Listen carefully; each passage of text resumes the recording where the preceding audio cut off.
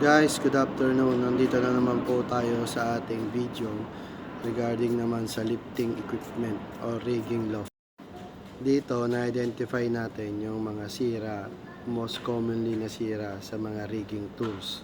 Okay guys, kung kayo mag-inspection, most probably sa mga lifting belt, yan yung makikita nyo. Okay, so acid, burn ng acid o yung mga nasunog.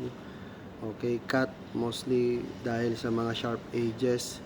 Tapos yung isa is bunch or wadded yarns. Ito yung makikita nyo pag sa mga anong tawag nun, boom sling.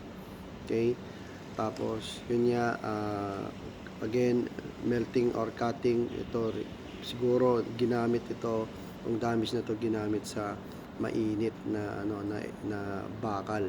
Okay, missing tag. Okay, huwag kayong gagamit ng missing tag. Bakit po hindi tayo pwedeng gumamit ng missing tag? Ang sabi, sir, bago pa naman yung sling. Okay guys, tatanong ko sa inyo, do merong mga color code, paano kung hindi kayo familiar sa color code? Pasensya na kayo, malapit ako sa airport. Paano kung hindi kayo familiar sa color code at ang basihan nyo lang ay yung tag? So, paano nyo malalaman na yung sling na yan is sa ganitong tonelada lang ang pwede?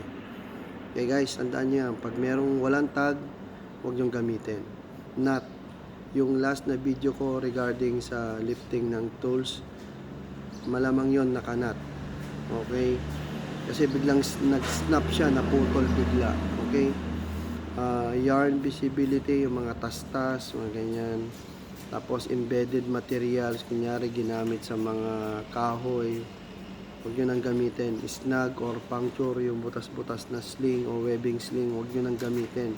Okay pa sir, butas lang, huwag nyo gagamitin kasi may tendency na maputol po yan. Broken stitch, sa gilid ng sling meron tayong mga tahi. So guys, pag yan parang natastas din, huwag nyo nang gamitin. Doon sa background ko, dalawa po ang hindi nakita. Mostly yan is nasa tag. Okay guys, missing tag at missing information.